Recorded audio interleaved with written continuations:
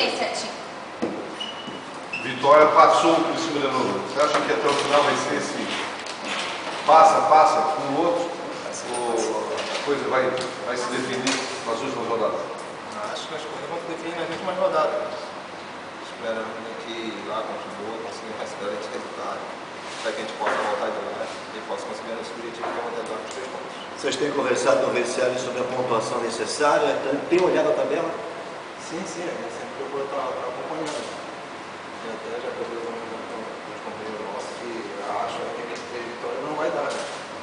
Mas a gente pensa em jogo por jogo, vencendo os jogos, a gente vai conseguir o nosso objetivo, que é conseguir o acesso. Marlon, como que tu define essa partida de sexta-feira? O primeiro jogo foi confuso e aqui vocês mostraram que quem dita as regras é o Criciúma. Foi um jogo com gostinho especial? Não, acho que aquele jogo que ficou passado, né?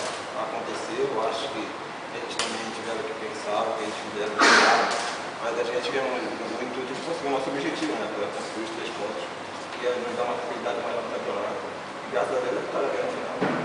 Agora, falando em vitória no final, foi o 4º jogo que o Criciúma ganhou nos 3 pontos em casa, Marlon. Verdade, né? Graças a Deus.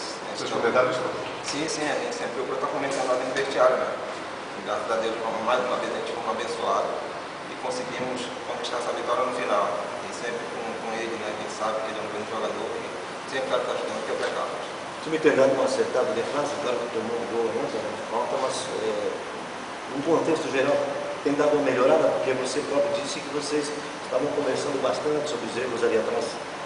Sim, até a gente comentamos ali, né? Que o Borges na entrada, o Borges tem uma segurança maior ali atrás. É um jogador que evoluiu muito ali, que sempre procura estar fazendo o adversário, e graças a Deus está dando tudo certo. E a equipe está se acertando um pouquinho.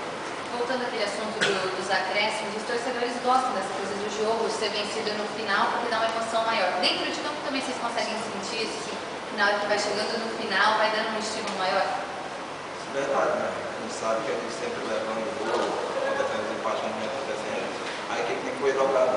Graças a Deus a equipe está conseguindo pegar tudo aí, e as vitórias estão vindo naturalmente. Esperamos que não possa mais